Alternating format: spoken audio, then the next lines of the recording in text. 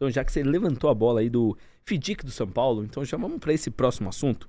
Então, eu sei, o Google me ajudou, que FDIC é o Fundo de Investimentos em Direitos Creditórios. Ok, isso é o Google me falando. Eu quero que você, Pedrão, explique exatamente o que é um FDIC e qual que é a diferença desse FDIC do São Paulo com uma operação de crédito convencional. Cara, acho que quando a gente entra no São Paulo, a gente bateu muito nessa tecla ao longo do processo com o clube lá também, né? Não é o que a gente está fazendo, não é um FDIC ou um empréstimo ou um levantamento de capital. É por que o São Paulo está fazendo isso. E acho que o ponto do porquê que é super importante é que a gestão do presidente, do Júlio Casares, entendeu que, como a gente falou aqui repetidamente nos últimos 6 meses, a forma de fazer futebol mudou. E para ingressar nesse novo momento do mercado, e o Casares falou disso publicamente também, o São Paulo ia precisar mudar, encarar o mercado de forma diferente e trabalhar com um processo da forma dele, muito parecido com os processos que foram com o Palmeiras, com o Flamengo, tendo mais disciplina financeira, tendo mais eficiência operacional. De novo, coisas super comuns em outros mercados, outros setores. Então, a razão pela qual o FDIC surgiu é esse grande porquê. Porque o São Paulo entendeu que era hora de se reestruturar financeiramente e adentrar esse novo momento do futebol brasileiro, para que ele possa voltar a estar na vanguarda que ele já esteve em outra época, aí, há 15, 20 anos atrás. E aí o FDIC entra nessa história como uma ferramenta que auxilia o clube a fazer esse processo, né? Ele, na prática, como você falou, ele é um fundo de investimento em direitos creditórios. Os direitos creditórios são os recebíveis que o clube cria. Então, qualquer receita que o clube tem, né, qualquer faturamento que o clube tem, ele é materializado na forma de um contrato. Seja um contrato com a Globo para transmissão do Campeonato Brasileiro, transmissão do Campeonato Paulista, seja um contrato com um patrocinador, como a Demicon, que está na camisa, ou a Superbet, que está na camisa, a New Balance, que está na camisa. Seja um contrato que você, torcedor, assina quando você assina os termos e condições lá do programa de sócio-torcedor. Seja o ingresso que você compra, né, que você dá ali também um aceite na hora que você compra isso. Então, o clube, ele cria todas as empresas, né, e o clube de futebol não é diferente, ele cria os recebíveis que se traduzem no faturamento dele. Então, o direito creditório, ele é isso. O São Paulo vendeu, vamos ao exemplo aqui da Demicon, vendeu um patrocínio para a Demicon por 6 anos até 2030. Então, ele tem um direito desse crédito, de receber da Demicon ao longo de 6 anos um valor específico. O que o fundo de investimento em direitos creditórios faz? Ele traz esses direitos creditórios como garantia para uma operação estruturada de crédito. Então, diferente de você, né, o Marcelo ir no banco aqui e falar, pô, eu quero 5 mil reais emprestado. Tá aqui, assinei e tô dando meu carro como garantia. Né? Os bancos normalmente fazem isso. Nesse caso, a operação estruturada, ela olha para várias garantias diferentes, entende, avalia ali qual que é o peso de cada uma dessas garantias, precifica isso, e essa é a taxa final que você usa para cobrar a operação de crédito do tomador, nesse caso do São Paulo. Então, resumindo isso que eu falei aqui para dar essa explicação mais conceitual, na prática a gente está falando de um pote que tem todas as garantias que o clube ofereceu para a gente na hora de estruturar isso. A gente olhou essas garantias, entendeu essas garantias, precificou essas garantias, olhando para aquilo que o mercado de capitais está habituado a praticar do outro lado.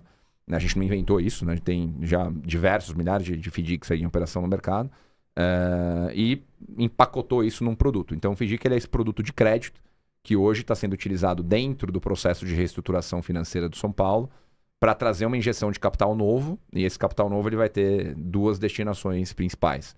Primeiro, a estabilidade do fluxo de caixa do clube, né, que teve um 2024 mais desafiador, e quando o relatório convocado de 2025 vier ali em maio do ano que vem, a gente vai ter uma fotografia mais clara do que foi o 2024 financeiro do São Paulo e de todos os outros clubes. Mas teve um ano desafiador aí do ponto de vista de fluxo de caixa, então parte dos recursos vão ser utilizados para isso, e parte dos recursos estão sendo utilizados para pré-pagamento de dívidas que o São Paulo tem. Por que isso? Porque quando um clube como o São Paulo ou qualquer outro, ele toma dívidas no mercado, ele paga diferentes taxas de juros. Então, o benefício do FDIC é que a gente consegue centralizar tudo num veículo só, numa operação só. Então, o São Paulo, ele sabe qual que é a taxa que ele está contratando pelos próximos 4 anos e meio, que é o período de duração desse fundo.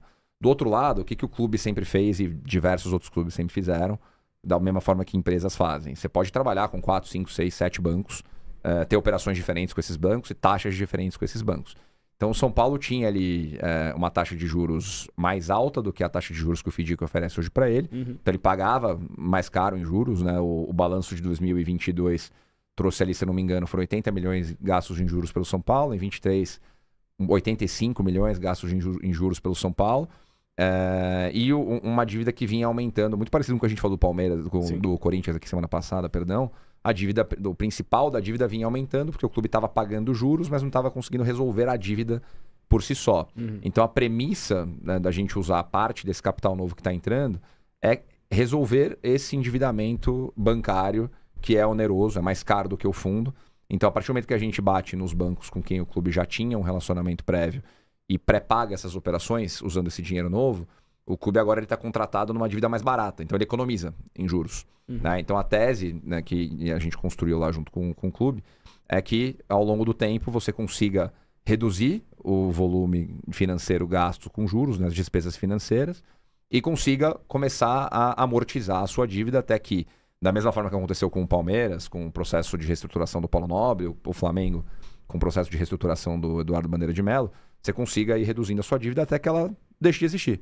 Então por isso que o fundo é um fundo de 4 anos e meio, porque a gente entende que ao longo desse período seja possível fazer esse processo de sair do endividamento oneroso, reduzir a taxa de juros, reduzir, as despesas financeiras, despesa com juros, e, consequentemente, a dívida diminuir. A dívida diminui, aí a boa notícia para o torcedor é que sobra mais dinheiro no caixa para você gastar com a atividade core do clube, com a atividade central, que é o futebol.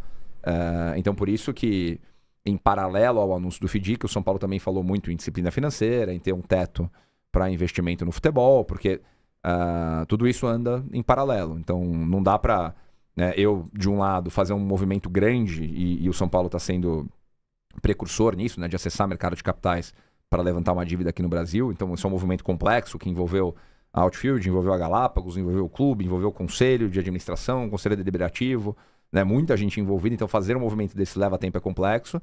Então, não adianta você fazer tudo isso de um lado se você não tem a disciplina financeira do outro para conseguir cumprir com os objetivos de governança, de gestão e com o plano que foi desenhado. Então, a expectativa é que, de agora em diante, a gente tenha esse movimento com o São Paulo conseguindo passar por esse processo e saindo fortalecido disso ao longo dos próximos 2, 3, 4 anos.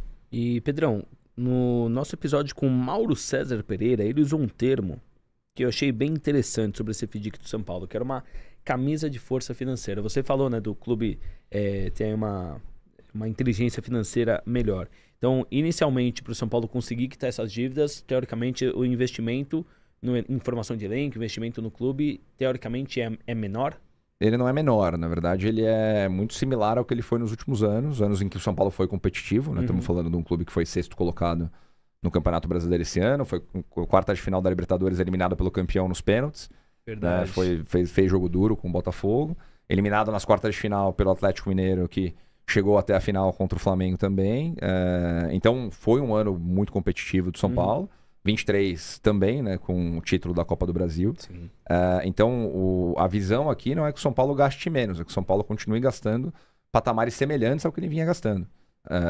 Inclusive as análises feitas aí por todo mundo que participou do processo consideraram sempre isso. Então é importante que o clube continue, como eu falei do Botafogo aqui, continue relevante, competitivo. O Júlio Casares sempre fala disso, né, que é importante o São Paulo resgatar a confiança do torcedor, essa relação com o torcedor entender que o time está competitivo, que o time vai disputar torneios em alto nível, e acho que a ideia da gestão é continuar com isso.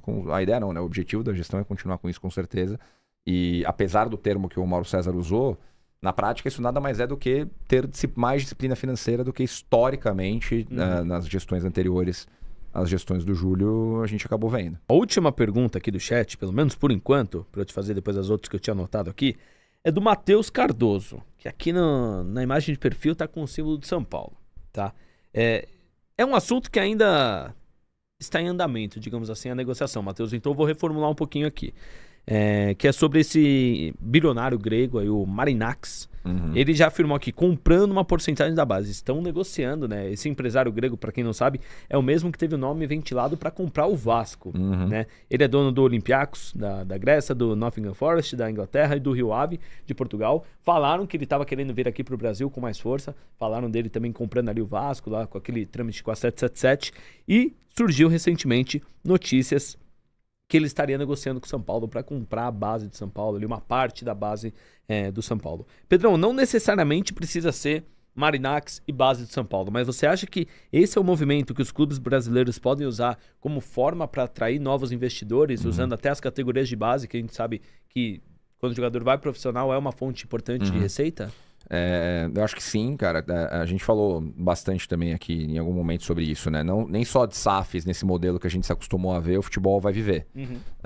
O futebol tem que levantar recursos, ter mais gestão e ter mais governança. Pode ser que isso seja feito como por meio de uma associação, a gente falou aqui Palmeiras, Flamengo, associações bem geridas. Pode ser que seja feito por meio de uma SAF bem gerida, aí, como hoje é o Botafogo, como é o Bahia, clube empresa como é o Red Bull, como é o Cuiabá. Pode ser que isso seja feito de outras formas que a gente ainda não viu. O próprio São Paulo agora está trabalhando num formato diferente, que é acessar mercado de capitais para fazer um levantamento de dívida, né? Levantar recurso por meio de crédito, para usar isso para estabilizar a caixa e resolver o problema do passivo financeiro. E vão ter outras formas. Acho que como qualquer outra indústria, a nossa indústria ela está aí há 120 anos, a gente torce há muito tempo, acompanha há muito tempo, mas como indústria, como mercado, ela está começando agora. A gente está vendo o mercado mais regulado agora, a gente está vendo interesse de investidor pelo mercado agora, a gente está vendo a viabilidade do setor ser mais investível agora. Então o Ronaldo, muito possivelmente, uma das primeiras pessoas que ganhou dinheiro com o futebol no Brasil. Por quê? Porque ele comprou um risco grande de pegar um ativo que estava ali super debilitado, virar esse negócio e fazer uma venda. Então, os bons exemplos estão começando a aparecer agora, o mercado está começando a se formatar agora, e novas formas de achar funding, né, de levantar recurso, com certeza vão aparecer. E aí até a pergunta que você fez antes sobre a Eagle, né, eventualmente a Eagle podendo se desfazer de atletas para levantar dinheiro, para ter caixa, para pagar dívida, independente do que seja. Todos os ativos de um clube como o São Paulo, como o Corinthians, como o Palmeiras, têm muito valor. Você pode trabalhar isso de diferentes formas para tentar levantar dinheiro. O próprio Barcelona, nos últimos anos, aí fez alguns movimentos mais criativos, mais inovadores nesse sentido, para levantar dinheiro, né? A gente falou aqui de fair play financeiro. O Barcelona chegou um momento em 22 que não podia inscrever novos jogadores, apesar de já ter contratado jogadores, então não é só no Brasil que dirigente faz besteira, né? Já tinha contratado jogador, mas não podia inscrever porque ele não estava adequado às normas de fair play financeiro da La Liga. Então ele teve que, ou ele tinha que fazer duas coisas, ou ele reduzia a folha, ou ele levantava dinheiro. No caso do Barcelona, ele teve que fazer as duas coisas porque o buraco era muito grande, a boca do jacaré estava muito aberta. Então ele foi se desfazendo de alguns jogadores e do outro lado ele foi levantando mais dinheiro. O que ele fez para levantar mais dinheiro? E aí, como marca super relevante que ele tem um veículo, uma empresa de mídia associada ao Barcelona, da qual o Barcelona era dono 100%. Ele foi lá e vendeu um pedaço dessa empresa de mídia. Não lembro agora os valores, não lembro o tamanho da oferta, mas vendeu e levantou um dinheiro. Com esse dinheiro ele injetou dinheiro no futebol. Tudo bem, foi uma forma criativa de vender um ativo que ele tinha, levantar um dinheiro, usar isso para financiar a operação central dele. Da mesma forma, você pode ter exemplos como esse, né? A categoria de base ela é um ativo de muito valor, não à toa o Esfera tem a tese que tem, o Aranha veio aqui contar pra gente. Então, eu acho natural que mais investidores comecem a olhar para isso como um ativo que pode ser trabalhado sim. Você pode ter um cenário em que, da mesma forma que o Esfera existe, né? Você pode ter a categoria de base embaixo ali da associação e o investidor pode investir só na categoria de base. Ele não precisa eventualmente investir no clube inteiro, da mesma forma que o cara pode, como a W Torre fez com o Palmeiras, investir só no ativo de infraestrutura, não investir no clube inteiro. Então, de novo, o mercado está se formando agora e eu acredito pra caramba que novas formas de levantar recurso vão surgir nos próximos anos. Aí a gente, inclusive, está envolvido em algumas coisas que eu não posso abrir aqui, mas que vão nessa direção. Legal, legal. Ansioso aí para quando puder falar, né, Pedrão? Logicamente.